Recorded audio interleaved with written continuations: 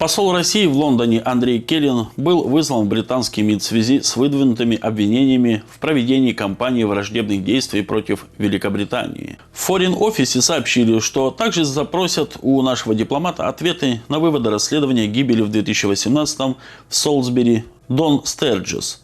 Ранее власти Великобритании опубликовали выводы официального расследования. Женщина якобы стала случайной жертвой инцидента в Солсбери.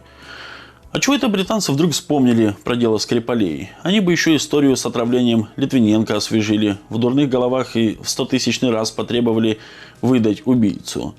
Очевидно, что все это только предлог. Но зачем? Мы, если что, тоже можем много чего предъявить, учитывая актуальную позицию Великобритании по отношению к России. События семилетней давности используются в качестве предлога для дополнительного обострения двусторонних отношений. Убежден доцент финансового университета при правительстве России Дмитрий Ежов.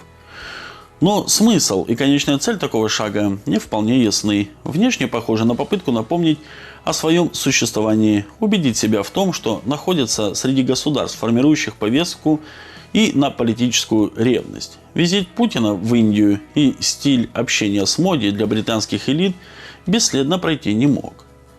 Так мы можем им ответить вообще? Россия вполне могла бы напомнить Великобритании и участие Ми-6 в планировании и организации терактов СБУ против России. При этом таких случаев много. И они гораздо свежее событий семилетней давности. Чисто формальные дипотношения с Британией – атовизм прошлой эпохи уже. Нужны ли нам, если мы едва ли не в открытую воюем? Во всяком случае, инициаторами разрыва дипотношений нам выступать не нужно. Если реализации такого сценария хочет Великобритания, это их право. В чем здесь дело, никто знать не может, считает доцент финансового университета при правительстве Российской Федерации Владимир Блинов. Вообще, это скорее хороший признак, что в Лондоне начинают использовать официальные каналы для общения с Россией. Потому что и так по умолчанию Россия и Англия наиболее враждебные друг другу государства в современном мире. Поэтому вызов нашего посла говорит о том, что Лондон пытается формализовать непростые отношения. Может быть, разговор будет касаться проекта мирного соглашения на Украине. Кто его знает.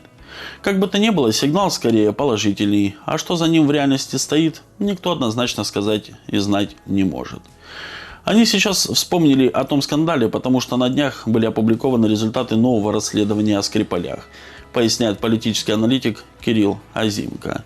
Его провел бывший судья и пришел к выводам, якобы Россия отравила некую британку Дон Стерджес. Это и якобы было связано с покушением на Скрипалей, поэтому Лондон решил освежить тот скандал. Может, это таки предлог? Чего они хотят на самом деле и на что рассчитывают? Конечно, это сделано не просто так. Важно учитывать контекст, в котором британцы решили сдуть пыль с давно забытого скандала и наехать на Россию с новой силой. После прихода к власти Трампа на Западе наметился раскол, и отношение к Москве перестало быть однозначным. Все чаще говорят о диалоге, придумывают некие компромиссные планы о перемирии, предлагают России вернуться в Большую Семерку и снять санкции. На этом фоне Лондон, исторически являющийся одним из центров жесткой линии по отношению к России, вбрасывает давно забытый скандал, чтобы обвинить и демонизировать Россию. А не вызвать ли нам на Смоленскую британского посла и спросить в лоб, когда англичанка перестанет гадить? Не ее ли рук дело атака на танкеры в турецкой экономической зоне? Там дело не только в атаке на танкеры. Можно вспомнить очень и очень многое. Достаточно даже одного факта, что Лондон – один из главных доноров киевского режима и поставщиков оружия для него, из-за чего погибают россияне, в том числе и гражданские. Какие еще враждебные действия против России можно вменить Лондону? Как мы на них отвечаем? Из недавнего можно вспомнить планы британских властей устроить крупную провокацию на полях украинского конфликта.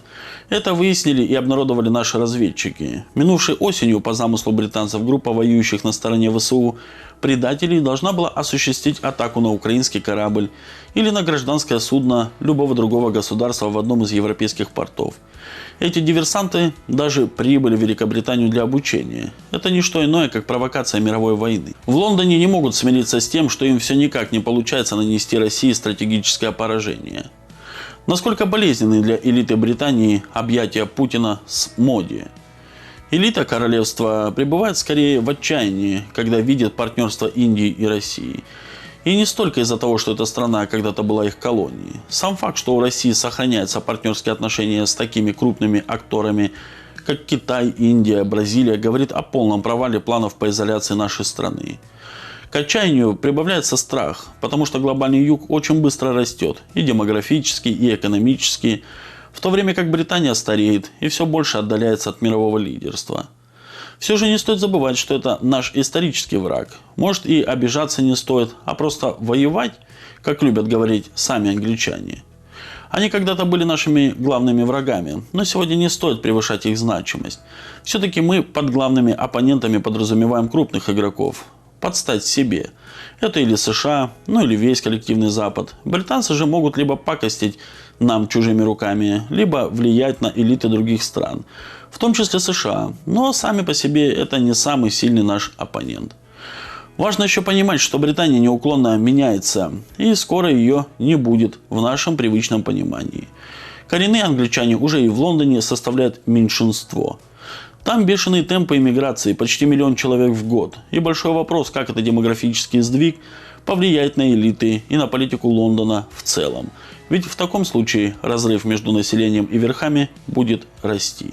Вот такие вот, друзья, у нас новости. Подписывайтесь, друзья, на канал. Не забывайте оставлять свои комментарии, ну и ставить лайк. И, кстати, еще хотелось бы сказать, что скоро у нас поменяется студийное, скажем так, помещение, если его можно назвать. Все будет намного красивее, чуть-чуть по-другому, чуть-чуть по-новому, скажем так. Поэтому, друзья, оставайтесь с нами, подписывайтесь на канал, пишите свои комментарии, делитесь нашими роликами в своих социальных сетях. Огромнейшее вам спасибо за поддержку и за то, что вы остаетесь с нами.